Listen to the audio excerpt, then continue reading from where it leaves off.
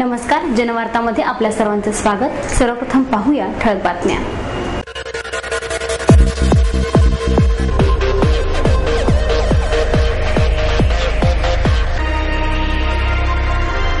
जगभरात शांतीचा संदेश देण्याच्या उद्देशाने साकारलेल्या भंडारा डोंगर ते पंढरपूर या सुमारे 250 किलोमीटर लांबीच्या मानवी साखळीला भाविकांचा प्रचंड प्रतिसाद। भाष्यकवी विदारक परिस्थितीचे योग्य शब्दात वर्णन करून समाजाला जागृत करण्याचे महत्त्वपूर्ण कार्य करतात, केंद्रीय ऊर्जा मंत्री सुशीलकुमार शिंदे यांचं मत।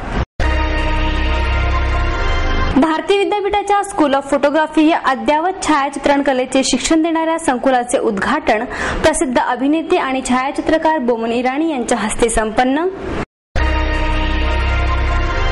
रंगत संगत प्रतिष्ठान आणि साहिल फाउंडेशन यांच्या संयुक्त विद्यमाने 2 दिवसीय राज्यस्तरीय काव्य महोत्सवाचे यशस्वी आयोजन।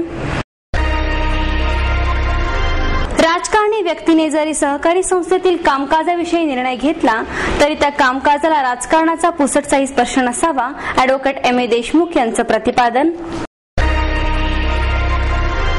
आणि इयत्ता पहिलीत शिकणाऱ्या आदित्य वाटवे या विद्यार्थ्याने काढलेल्या चित्रांच्या प्रदर्शनाला रसिकांचा उत्स्फूर्त प्रतिसाद। जगभरात शांतीचा संदेश देण्याच्या उद्देशाने साकारलेल्या भंडारा डोंगर ते पंढरपूर या सुमारे 250 किलोमीटर लांबीच्या मानवी साखळीला भाविकांचा प्रचंड प्रतिसाद मिळाला। मानवतावादी संतबोध अभियानाअंतर्गत पार पडलेल्या जगत शांती संदेश महाअभियान संकल्प सोहळ्याच्या अनोख्या वारीत सुमारे 2.5 ते 3 लाख लोकांनी सहभाग घेतल्याचे अभियानाचे सहसचिव आणि वारकरी महामंडळाचे अध्यक्ष हरिभक्त पारायण R.K. रांजणे यांनी सांगितले। अवघे विश्वचे माझे घर या ज्ञानोबा माऊलींच्या वचनानुसार संपूर्ण जगभरात शांतीचा संदेश देण्यासाठी मानवतावादी संतबोध अभियानातून संत तुकोबरायांची देहू येथून आळंदी, सासवड, पंढरपूर पर्यंत अखंड फलक हातात धरून मानवी साखळीचे आयोजन करण्यात आले। या अखंड फलकासह मानवी साखळीला न भूतो न भविष्यती असा सोहळा पार पडला। मानवी साखळीच्या भंडारा डोंगरच्या एका टोकाला भंडारा डोंगर संस्थानचे अध्यक्ष हरिभक्त पारायण तुकाराम महाराज शास्त्री हे होते।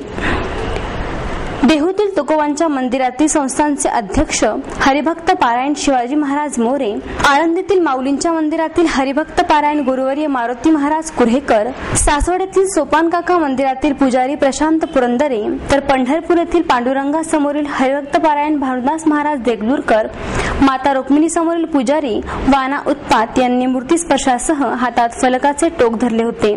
एकाच वेळी 3ही संतांच्या पदस्पर्शाबरोबर जगतजननी विठ्ठल रुक्मिणीच्या स्पर्शाने दर्शन घेण्याचा अनोखा दुर्मिळ योग आला।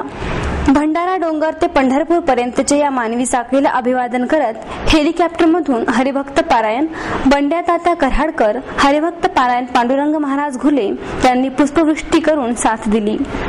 शालेय विद्यार्थ्यांबरोबरच कष्टकरी, कामकरी, उद्योजक आदींनी प्रतिसाद दिल्याचे स्थानिक कार्यकर्ते प्रसाद अत्रे यांनी सांगितले। तर 1.5 महिने अहोरात्र कष्ट उचलून हा अनोखा सोहळा यशस्वी झाल्याचे वारकरी महामंडळाचे अध्यक्ष R.K. रांजणे यांनी सांगितले। हा जो संकल्प होता मानवतावादी संतबोध अभियान, हा संकल्प होता शांततेसाठी, पर्यावरणासाठी।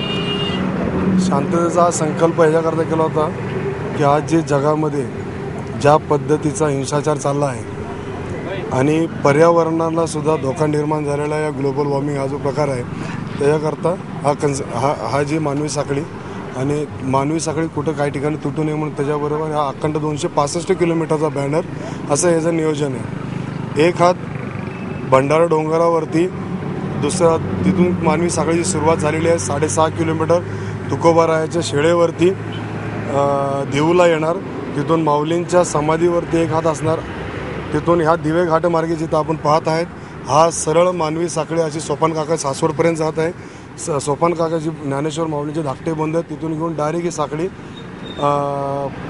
पंढरपूरला विठुरायाच्या चरणी जात आहे।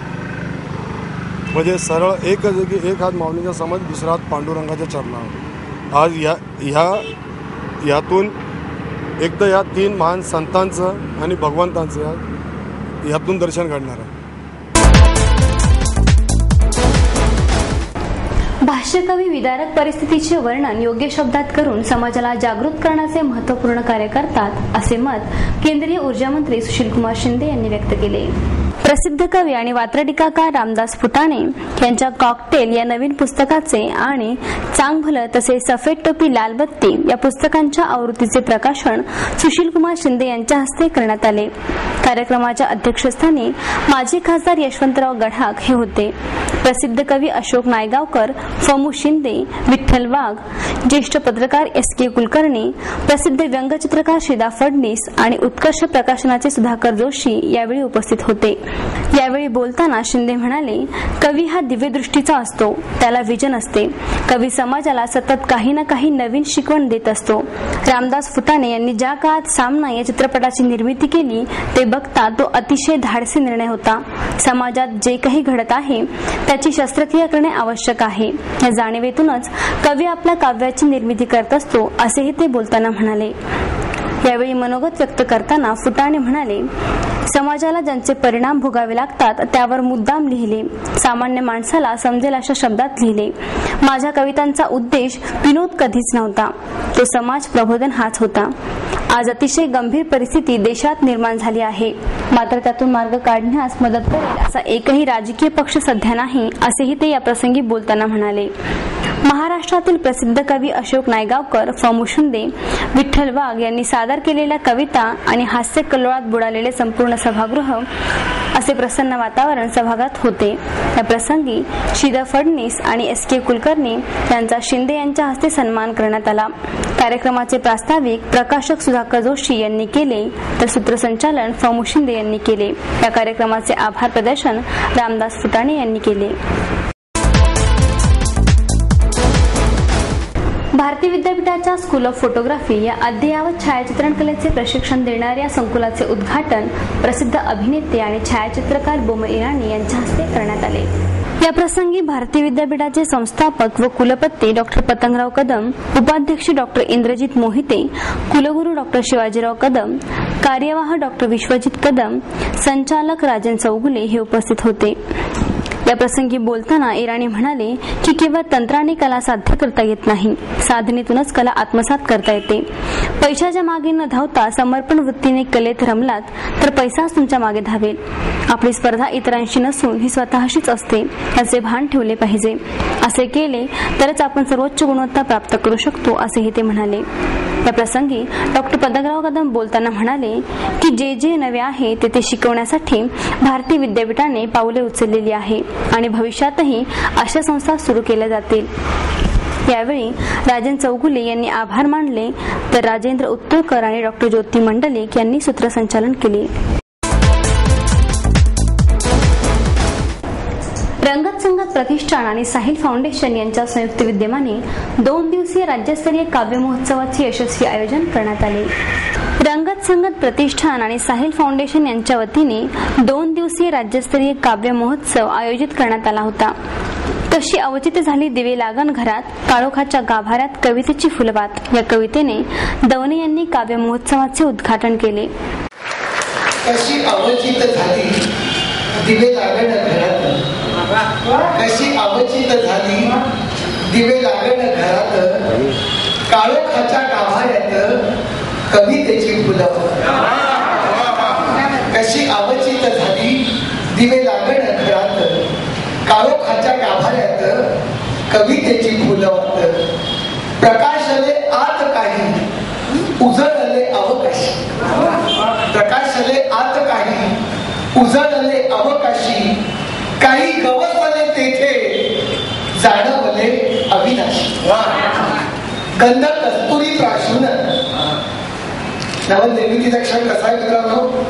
गंध कस्तुरी प्राशून, मृग भावा वेळा पिसा, क्षण चंदन वनात भिजलेला प्राण तसा. खूण आहे व पणाची, खूण आहे व पणाची, भाळ आभाळाचे होई. खूण आहे व पणाची, भाळ आभाळाचे होई. निळ्या घराची चाहूल, जीव चिंब चिंब होई. तळावून जाई पुन्हा सृजन हुंकार, ओळ सळाळून जाई. हाती बिजली ज्येष्ठ ज्योतिषतज्ञ प्रतिभा शाहू मोडक प्रमुख पाहुण्या म्हणून उपस्थित होत्या, तर महाराष्ट्र साहित्य परिषदेच्या कार्याध्यक्षा डॉ. माधवी वैद्य यांनी कार्यक्रमाचे अध्यक्षस्थान भूषविले. कविता माणसाला कृतज्ञता शिकवितात, तर आंतरिक साधना हे कवींचे प्रभावी शस्त्र आहे. चांगला माणूस असण्याचे आश्वासन कविता देतात, मात्र सध्याच्या कवींमधील चांगला माणूस असण्याचे आश्वासन हरवत चाललेले आहे, अशी खंत प्रसिद्ध गीतकार आणि कवी प्रवीण दवणे यांनी यावेळी बोलताना व्यक्त केली. या कार्यक्रमाचे सूत्रसंचालन मीरा शिंदे यांनी, निवेदन मृण्मयी भजक यांनी, तर अनुराधा फडणीस यांनी आभार मानले.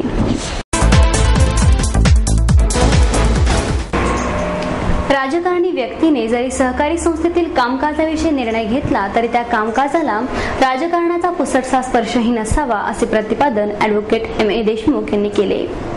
वसंत व्याख्यानमालेच्या निमित्ताने महाराष्ट्राच्या आर्थिक विकासात सहकार चळवळीचे योगदान या विषयावर बोलताना ते म्हणाले की लोकांचा सहभाग असल्याशिवाय सहकारी चळवळ यशस्वी होऊ शकत नाही. सहकारी चळवळ ही लोकशाही प्रधान व्यवस्था आहे. लोकशाही व्यवस्थापनाला सरळ रेषेवर आणण्याचे काम सहकारी संस्थातील सभासद करू शकतात. यासाठी सहकारी संस्थेतील आर्थिक व्यवहारांमध्ये सभासदांचा सहभाग असला पाहिजे. जरी खासगी सहकारी संस्था स्थापन झाल्या तरी सहकारी संस्था आपले अस्तित्व निकोप स्पर्धा आणि गुणवत्तेवर टिकवून ठेवतील. जे सहकारी साखर कारखाने चालणार नाहीत ते बंद पडतील. खासगी साखर कारखान्यांचे मी स्वागत करतो, पण यातूनही सहकारी साखर कारखाने कायम राहतील. तसेच सहकारी चळवळ ही सामाजिक आशय असलेली चळवळ आहे. त्यात काम कसे झाले पाहिजे हे सभासदांनी ठरविले पाहिजे. हे बोलताना देशमुख म्हणाले की सहकारी चळवळीचे भवितव्य हे उज्ज्वल आहे. व्यवसाय हा व्यवसायासारखा चालवला पाहिजे. पिळवणुकीतून संस्था होणे गरजेचे नसून गरजेतून संस्था निर्माण होणे गरजेचे आहे. अनेक सहकारी चळवळी नावारूपाला आल्या त्या संचालकांच्या नावामुळे.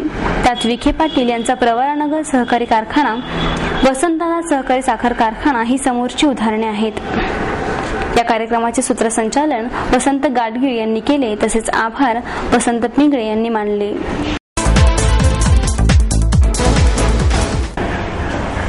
इयत्ता पहिली शिकणाऱ्या आदित्य वाटवे या विद्यार्थ्याने काढलेल्या चित्रांच्या प्रदर्शनाला रसिकांनी उत्स्फूर्त प्रतिसाद दिला.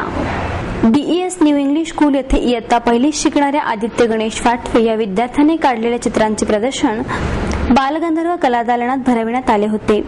या प्रदर्शनात त्याच्या सुमारे 150 चित्रांचा समावेश करण्यात आला.